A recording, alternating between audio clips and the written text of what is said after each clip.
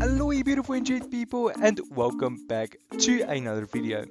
So yeah, today I have something pretty cool to show you, and that has to do with the beautiful honey block. Now I know what I said in the past, how I hate honey blocks, but yeah, I've decided that I've changed my mind and I pretty much love them now.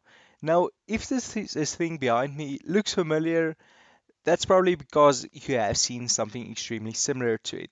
Now, some of you might recall when they first introduced hunting blocks, I was kind of mad because I spent like a week coming up with this thing, which is basically like I like to call it the zipper door because it has this really cool closing animation. And this was before hunting blocks were introduced, so I only had to work with slime blocks. And as you can see, this thing is pretty huge, but the way that it works is pretty cool. Basically, these bottom pistons will push up the block, and that way we don't get cross-contamination with the slime blocks. Now, that caused this thing to be pretty huge. So yesterday I had some free time and I decided to mess around with the new honey blocks. And as you can see, I made a 4x4 door over here. That's pretty amazing that you can make a 4x4 door as small as this in Bedrock especially. But yeah, this is the thing that you have came to see. The 5x3 zipper door. As you can see, it has this really cool animation that's even better than the previous one, and it has the same animation when it closes up. Now, as you can see, this thing is extraordinarily small in comparison to its older brother over here. I mean, just take a look at the bottom, how much redstone I had to run through these triple piston extenders to get them to work the way that I needed to, in comparison to the one that we have over here.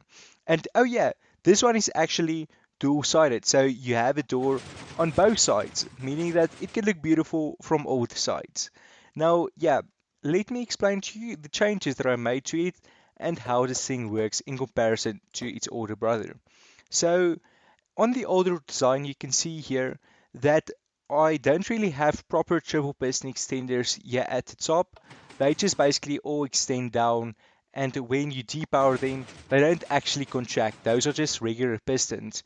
So what we had to do was, along with the bottom triple piston extenders down here, I had to install another set of triple piston extenders at the front here to push the two at the top back up. Now over here we didn't need to do that, since honey blocks and slime blocks don't stick to one another.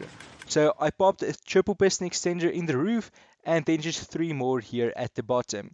Now I'm actually pretty proud of these triple piston extenders because I think the way that they worked is actually pretty cool, and I designed these on my own completely. And the thing that makes this unique is I didn't like just copy and paste a triple piston extender. These are actually made for the door and only for the door. I tried to recreate it into a normal triple piston extender and that didn't really work. But what I basically did was one triple piston extender actually powers two pistons, if that makes sense. Like the as you can see, we have three triple piston extenders here, but we only have two sets of redstone for that. And that allowed us to compact this thing down. Now, as you can see, I tried to do something similar here on the old design, but that didn't really work, and I had to. What I did was, since these triple piston extenders were so much larger, I basically merged them into one another. So, like one part of the circuit would actually form part of the circuit for the one next to it. And yeah, it's just extremely messy and compact. And yeah, it's absolutely disgusting. Whereas this, it's just pretty much clean redstone. And yeah, I don't know what else to say here. It's pretty clean, it's pretty compact. And yeah, I actually did have some trouble with the top chip piston extenders because they face down and they needed me to do the and I needed to do the wiring a little bit different, but luckily I got that fixed. You wouldn't actually believe it. I had the biggest struggle. I probably had to mess around with it for like an hour, and you wouldn't guess what the bug was. Basically, what would happen is when you let me just quickly close it. As you can see, everything retracts, and then the stop pistons retract at the very end, and that activates a whole bunch of other stuff. Now, they never retracted. They retracted as soon as the thing closed down, and that was it. And I couldn't figure out for the life of me what was causing it. And yeah, basically, what it was as you can see, we have a circuit through a delay running into this dropper with a piece of redstone on it. And basically, the bug that I tried to find for over an hour was this. I didn't place a redstone on top of there. I actually just placed a solid block because that would power the dropper, but obviously that didn't power this repeater over here, and I couldn't figure out why the pistons weren't retracting how they should, and nothing worked, and I almost quit. But yeah, that was the bug. That was the bug. I didn't actually power this single little repeater, and that broke everything. Now, the way that these triple piston extenders work is actually quite smart in my opinion because I have no experience in making triple piston extenders really. Most of my builds just require like a double piston extender, or usually I could get away with doing something like this. Let me show you. Basically, what you can do sometimes is create a double piston extender like that with slime blocks, and then obviously you do that and that will push it forward.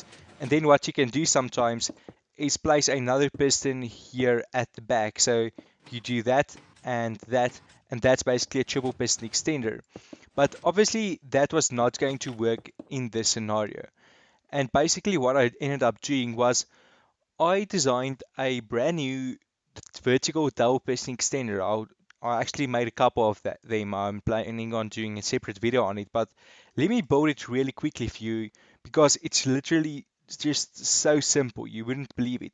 Basically, all that I do is you do that, then you place on a repeater on 3 ticks with a piece of redstone.